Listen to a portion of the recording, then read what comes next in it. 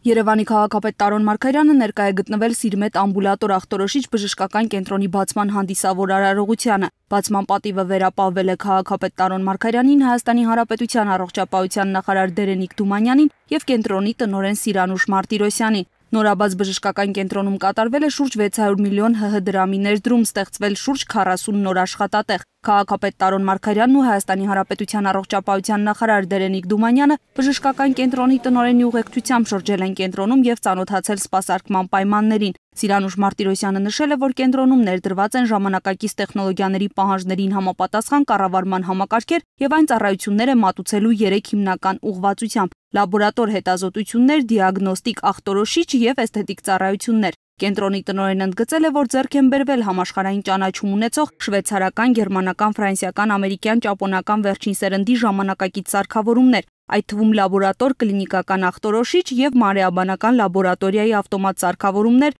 ողնաշարի դեկոմպրեսիոն սարք, լազերային թերապիայի, ուլտրաձայնային ակնաբուժական հետազոտության եւ սրտաբանական ախտորոշման սարքավորումներ, որոնք համալրված են նաեւ կարևոր կենսական նշանակության օրգանների իրական ժամանակում ֆիզիոլոգիական ցուցանիշների հեռակառավարվող մոնիտորինգի նորագույն համակարգով։ Սիրանուշ Մարտիրոսյանը հավելել է, որ բժշկական կենտրոնը կմատուցի նաեւ թերապևտիկ, պլաստիկ, վիրաբուժական, մանկաբարձական, գինեկոլոգիական, ուրոլոգիական, անդրոլոգիական, ինչպես նաեւ մաշկաբանական ծառայություններ եւ որ բոլոր այդ ծառայությունները կմատուցվեն բարձր որակավորում ունեցող մասնագետների կողմից։ Բժշկական կենտրոնի պայմաններին ծանոթանալուց հետո քաղաքապետ Տարոն Մարգարյանը մեկ անգամ եւս շնորհավորել է կենտրոնի տնօրենին եւ աշխատակիցներին ու մաղթել է նրանց արդյունավետ աշխատանք ի բարօրություն քաղաքացիների։